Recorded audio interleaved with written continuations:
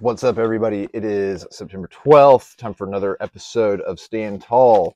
We are creeping up on the last of the 9 situations. So let's go to verse 64. Be stern in the council chamber so that you may control the situation. Master Sun says, matters are dealt with strictly at headquarters. Mei Yaochen reflects, strictness at headquarters in the planning stage refers to secrecy.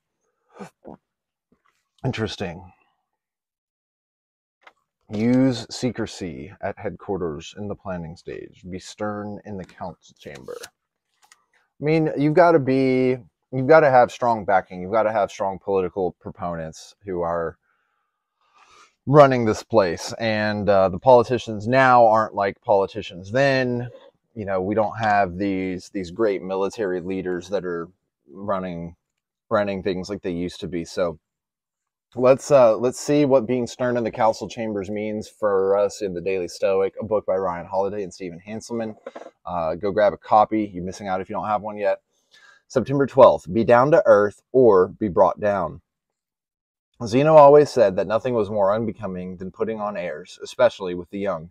Diogenes Laertius, Lives of the Eminent Philosophers, 7.1.22.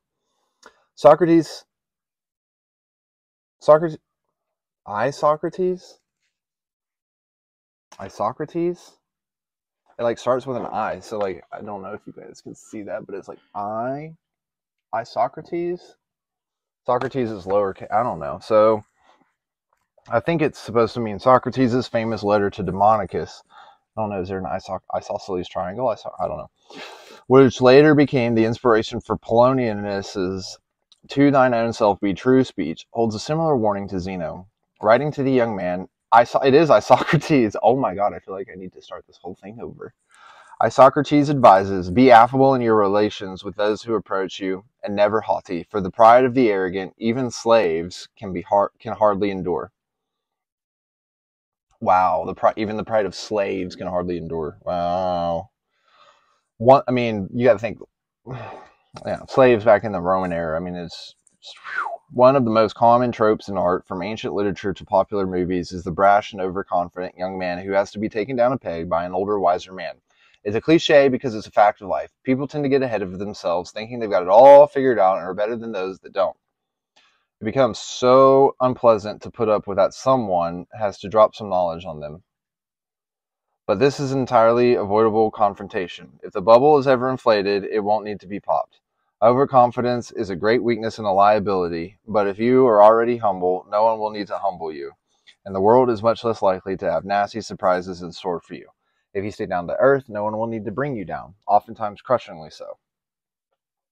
Wow. Okay, so I mean, a lot of that is very important, and I think a lot of us can always benefit from a reminder to, you know, stay meek and stay humble in our own lives. You know, so be stern in the council chamber so that you can control the situation. You know, be stern with your own overconfidence. Be stern with your pride, you know, because like, especially with it's unbecoming putting on airs, especially with the young. I mean, people, when I was young and you'd look at these old heads in the gym or wherever, it's like they're all, you know, they know mentally, you know, they've been through a lot, and I get that, but at the end of the day, young bucks are going to be young bucks. And it is a cliche, you know, because those young men end up having to get taken down a peg or two by either an injury or something else in life like that. We all kind of experience that sort of thing. So I think the important part of this reflection is always humble your ego, right? In a Jocko Willink sort of way. Like always take that step back. Always tell yourself that you are just another person. And I think if you move through life like that, I mean, I don't know, maybe the perception of what Keanu Reeves is like now is, you know, again, something that's being put out there for us to see, but you know, the perception is like he's still just like this dude, you know, just an average guy, rides the subway, acts normal, nobody like goes up to him, you know what I mean? So it's like at the end of the day, he's just humbled himself. He's like, I am a normal guy, I fit in with normal people. So I think that's that's the most important thing. Is I think the happiest people out there are the ones who don't hold themselves to some standard of perfection or see themselves as better or things like that. You know, they just stand tall and are just happy with who they are. So we'll see you guys on the next one.